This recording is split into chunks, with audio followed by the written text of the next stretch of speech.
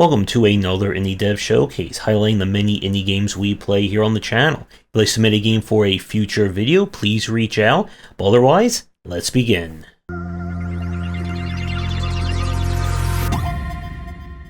We're beginning this week with Stars in the Trash. This is a puzzle platformer where you play as an adorable cat who is tired of being trapped in their home and decides to go into the big city for a day of adventure and excitement. But along the way, they're going to run afoul of the local animal catcher who apparently has an army of rats that he controls. And it's going to be up to us to use the power of friendship in order to get back home, save everyone, and again, have an adorable time out. The hand-drawn art style here is wonderful, and the store page kind of boasts of looking like one of those old 1980s, early 90s anime movies, and it definitely hits that, I think, perfectly. Some of the cutscenes are just adorable to watch. As for our gameplay, as I said, this is going to be your kind of standard puzzle platformer. How do you get your cat from point A to point B, pushing, pulling, and sometimes swatting at things in order to get around? If you've played any kind of puzzle platform or just general platformer over the years, then you should be well acquainted to play this one. As I would say the difficulty is maybe easy to maybe moderately easy. This is not going to be Super Meat Boy levels of jumping at any way. The puzzle solving again is going to be kept very basic as well, and this is more about going on a charming adventure rather than brutal, difficult design. If I had any issue, I did run into a few cases where the character wasn't grabbing a ledge right, and I had to kind of reload, but nothing that I would say is too damning for a game like this. So if you're in the mood for a very short and sweet platformer, and you may happen to be a cat or dog lover, then you definitely want to give this one a play. We leave the family friendliness away for Felvidek. This is a game that takes place in Slovakia in the 15th century, but a little bit of an unusual tale. As the Ottomans are invading, we have spies and Lovecraftian monsters are roaming the land, and it's up to a drunken knight to run around and try and solve the case.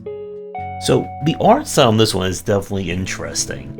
In a weird way, it reminds me a little bit of Helix, despite both games being, nothing alike in terms of their actual look. But this is another RPG Maker game, as you'll explore the land, deciding which quests to do, who to help, and trying to keep your clothes on at all times, especially with how heavy the enemies will hit you if you lose your gear. So there is a lot of charm to this one. It can be a little bit tricky at the start, as you're going to be very much under-equipped, as well as not having a full party. But the game definitely throws just a lot of strange things at you, and this is one of those RPGs where you're just really going along for the ride, on top of the RPG battles. And the battling themselves is kind of kept relatively basic. Each character has access to different skills, and you're going to want to make sure you use your best ones when things get very troublesome. It's a game I really want to go back to and play more of, but if you're in the mood for a very different take on a JRPG, then definitely give this one a play. And now we go to Super Puzzle Cat. This is a puzzle platform where you play a cute cat girl who is, going out and going on an adventure. And you're going to have to help her get from stage to stage and not fall into spikes or anything like that. Our key puzzle mechanic in this game is that each level grants you a variety of items. Each item, once activated, will change the properties of our cat friend here. Bubblegum makes you super bouncy. You can set up dynamite to blow up walls and other obstacles. And your job's to get to the exit, and maybe collect some bonus stuff along the way. The challenge of the game is that everything works with simulated physics, so things will bounce, explode, fly around, do all kinds of other stuff realistically. So, the difference between the correct angle and being launched into spikes or into pits can be very narrow. The creativity is definitely on display with this one, and if you're looking for a very physics and stage-focused puzzle game, I would give this one a try. And now we go to Octojump. The footage you're seeing is played from the The browser version is available on itch. You can also download it. This is a platform where you play as an octopus who, well, is going to be jumping around. Each level, your job is to get from beginning to end and collect all the different ink bottles that you can find for additional bonuses. You do gain the ability to kind of hover more in the air by using your ink, and the game from the time of the demo I think is pretty solid. I didn't quite see anything that I would say like stands out as a 2D platformer, but what's here feels very solid, and playing this on browser, it's still controlled very nicely. The build that's up is I think about 20 levels long, and if you're in the mood for some platforming, I would at least give this one a try. And we have a different kind of platforming up next with Invertigo. This is a first-person puzzle platformer where you are going to be manipulating gravity all throughout the place in order to discover the mysteries that are going on. Our key mechanic is quite simple. You have your own version of a gravity gun. Whatever you hit will kind of adjust gravity in that direction.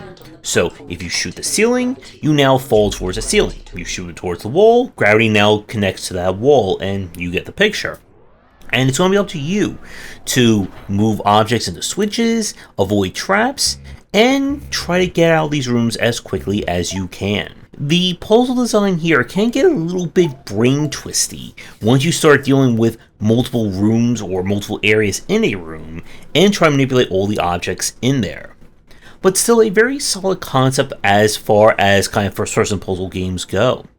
So if you don't mind a little bit of falling up, down, and sideways, I would give this one a try. And we started with a game about cats, so it's only fitting we end with a game about dogs, with Protocorgi.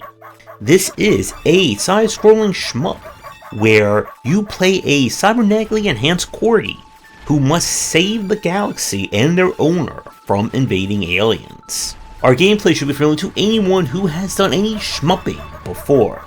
You'll fly all around collecting different power-ups that will give you different bullet types. You have your kind of like dog stand following you or floating around you. And so it's up to you to fly your way through a variety of levels and try not to take any hits from the enemies. Despite the adorable graphics, this one can get quite challenging. It follows that similar style of like an R-type, where it can be quite easy, provided you don't take a hit or lose a life and lose your power-ups. And keeping your power-ups for as long as you can will be very big. There are secrets in each level. The game also comes with a level editor if you would like to make your own, and the graphics and music are just adorable all around. This one is kind of hard to find like any like major issues with it. We played through the whole game on stream, and I would say that if you are a shmup fan and you're also a dog lover, it's a very easy recommendation. And with that, we're going to wrap up this week's showcase here. Maybe next week we'll have a fish-based game or some other pets. Let me know what you think about these games down below. You'll find links to them in the description. And if you like some of your game for a future stream and video, does not have to be pet, shmup, or platformer related, please get in touch. With that, enjoy the video, and we'll be back with more discussions and games coming real soon. Thanks for watching, and a special thank you to our Patreon supporters. If you enjoy the video, do the YouTubing stuff, be sure to visit our Discord and Patreon, and if you're interested in more in my thoughts on design, check out my game design books.